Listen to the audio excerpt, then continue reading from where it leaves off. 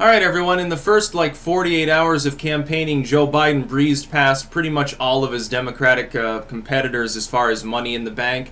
And as far as one-day totals, I think his was the highest by a substantial amount. So, Bernie Sanders fans, eat your heart out, I guess. The one saving grace, of course, for Sanders in that sense is most of his donations weren't coming from corporate heads. With Biden, though, here's the advantage that Biden has. Really, in the general, I can see, because of the structure of the general election involving Trump, it's going to be potentially not advantageous to outraise and outspend. I mean, it's not clear Biden would be able to outraise Trump anyway. Trump can always sign a $10 million check if he needs a quick cash injection. So that's different. But within the Democratic primaries, there's a big advantage to having more money during the primaries for targeted ads, areas you're going to, for the travel, gaining surrogates, and just looking like a more powerful campaign.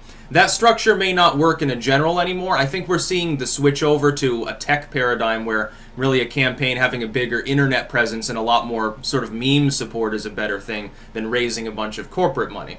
But insofar as his main opponents right now are a bunch of nobodies and a handful of socialists, Biden has a huge advantage by being the one raising the most money. And I can only anticipate that he'll probably maintain his lead in money. Here's the thing. If he doesn't make any major mistakes, and if none of his opponents do anything particularly stellar, he will almost certainly become the nominee. He'll also almost certainly lose against Donald Trump. Some of the progressives realize, I mean, they're not wrong when they say, well, you're going to put this geriatric old neoliberal up against Trump. He's going to get chewed up and spit out. You need a progressive candidate. I agree with the first 2 points that you'd make. I don't think that there are any progressive candidates, so-called. Again, Sanders is a geriatric socialist. It's not going to work. Kamala Harris is a triple minority. There are plenty of people in the Democratic Party that are going to look askance to that. Trust me, there are. You'd probably find more Republicans who wouldn't give a shit. Like if a Candace Owens ran or something like that, they'd say, oh, who cares? There are people within the Democratic Party, particularly some of those white working and middle-class voters that you need to go after so much, that are not going to like a Kamala Harris run. Hell, with her checkered past, her track record of tough-on-crime, mama bear sort of Clintonian personality, that could become a problem with inner-city voters. Don't even get me started on Elizabeth Warren's race problem. Who the fuck are you going to put up against Trump? I want to see the Democratic Party start taking things a little bit more seriously and have a platform so that then I can consider that possibility too. Right now, I can't see any particular sub-platform there. Biden's platform apparently right out of the gate is basically, I'm not insane and Trump is a bad person. That's his initial platform. Elizabeth Warren's is break the glass ceiling and free stuff. Bernie Sanders is just free stuff. Basically free shit. Free healthcare, free education, free everything. Haha, we're going to get rid of money. Go back to using potatoes as a medium of currency in exchange. And then you have Buttigieg's well, I think isn't he more a tough on gun candidate sort of thing?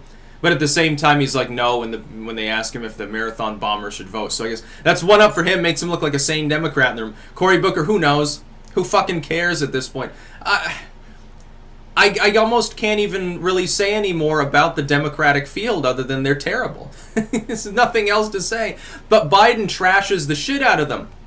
He's raised as much as the bottom half of the field combined in a single day over their entire course of campaigning.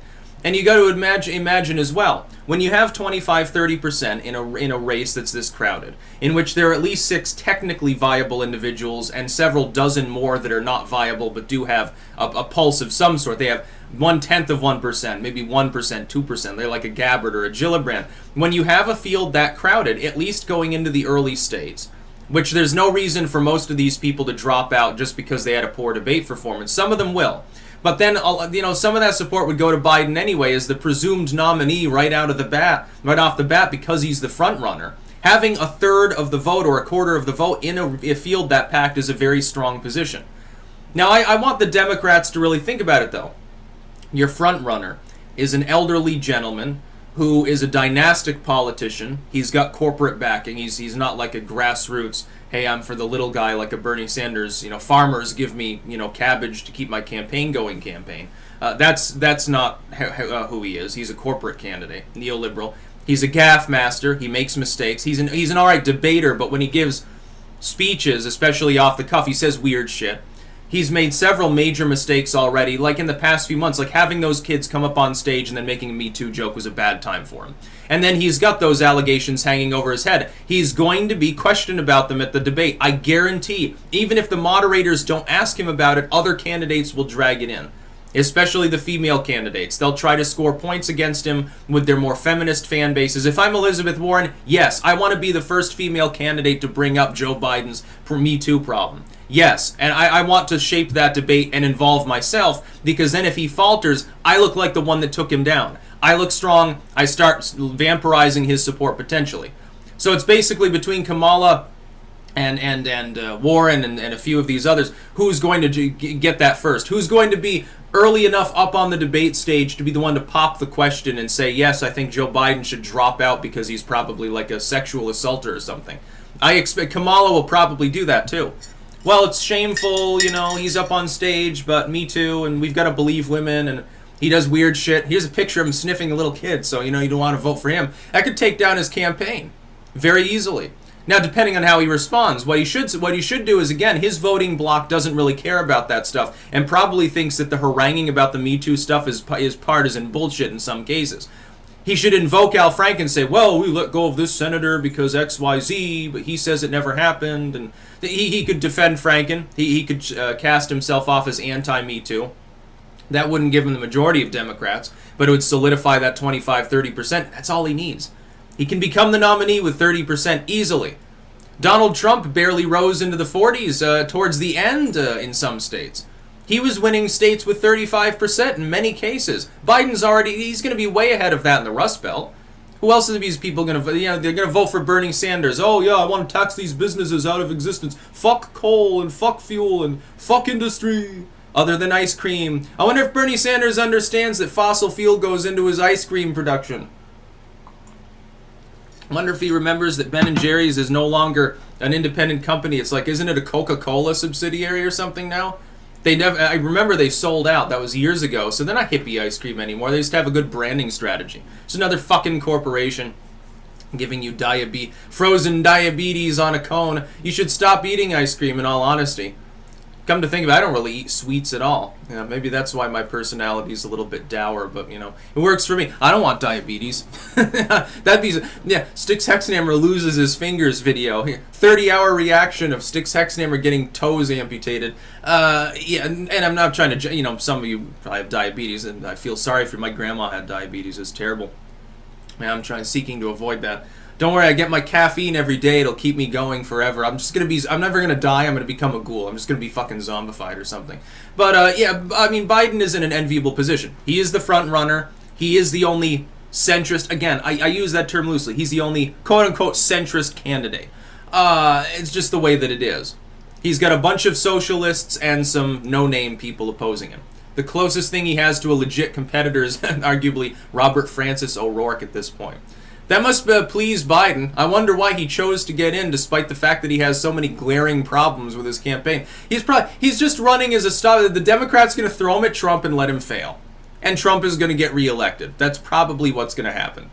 With Joe Biden, you know, when you take the must sexism, Me Too stuff off the table as a campaign issue, that's one less arrow in the quiver of the Democrats. Add to that the fact that Trump can come out and say, well, look at how the economy did when you were VP, Joe. Look at what I've accomplished. That's going to be a glaring difference. Or you think of North Korea. Trump should definitely talk about that. Hey, I've actually made progress. Look, landmines are gone, border posts are gone, artillery's been scaled back, the propaganda's done. You know, there's still work to do, there's still hostility, but things are better. What did Obama accomplish? He said don't cross a red line and did nothing when Kim Jong-un did. And he can say, well, I accomplished all this stuff and built new trade deals and did this. I ripped apart NAFTA and replaced it with the USMCA. He's got a whole laundry list of things that are going to make Joe Biden look extra weak. And then you watch. Trump has one ace up his sleeve, and that's to talk about women's rights. Oh my goodness. How can you fucking imagine? He's up on the debate stage, first debate with Joe. And they're talking about women's issues or something. And Trump can say, well, I don't go around and creepily sniff women's hair. Oh, and that's exactly part of Trump's personality to do that. That below-the-belt sort of hit. How's Joe going to respond to that? We've got pictures of him doing exactly that. He can't deny it. Oh, I regret my past actions. Then he'll have to bring up the Billy Bush tape or something. Years in the past, one incident had nothing to do with non-consensual behavior, no Me Too allegations, already been run into the ground and explained, so it's a dud. Trump will literally trash him. Trump could end up winning the female voters against somebody like Joe Biden. Then again, he could do that against like a Kamala Harris. Again, the way she has acted rubs people the wrong way. I'm seeing it among younger voters. I mean, like, you know, not like, you know, I'm not part of that block anymore. Sadly, I'm in my 30s. Oh no, I love it, but you know, I'm not like an 18-year-old first-time voter or something. I'm seeing people like that get like creeped out by Kamala Harris. The Democratic Party has way more problems than they think, and they're not willing to discuss them. They want to pretend like the problems are all everybody else's. Like when they don't win, is Joe gonna do, you know, what Hillary Clinton did? By the way, since he'll be 75 fairly soon, don't you think it's fucking a concern? The possibility that your candidate could literally have a stroke in his sleep and stop speaking or something? Don't you think that that's a fucking problem? People are talking about Trump being too old. Yeah, he's like, what, 72, I think. He'll be like 73. Joe's several years older. He'll be like 76 by the time voting happens. I would think that that would become a problem. Health and age are going to become bigger issues, I think, during this campaign. And rightfully so. Like, it's perfectly legitimate for people to question Trump's health, too. Say, well, he's a bit on the pudgy side. Is he getting enough activity? You know, his doctor says this, that, and the other thing. Yes, it's a legitimate concern. The people have a right to know that the person who's leading the country isn't going to do it. Which was it, Hoover, one of these people? Or, I can't remember. Which president was it that suffered a stroke, and they think that his wife for the last few months of his presidency was the one signing things. I can't remember. It was around, I think, Woodrow Wilson, I want to say? Maybe it was Woodrow Wilson. It wasn't Coolidge. It was one of those presidents in that era. It wasn't the dude that got shot. It wasn't Teddy Roosevelt, because, you know, he was invincible and malaria finally killed him. But yeah, I think it was Woodrow Wilson, if I remember correctly. They think that he basically was incapacitated and his wife sort of took over. And people didn't have a problem with it. Like, his signature started looking a little different, and, you know, people were a little bit nonplussed about it. Yeah, people have a right to look into. I'd say with Bernie Sanders, it's a huge issue. You can imagine Mike Gravel becomes president at 90. It's like, it's not going to happen. That's about all. Peace out.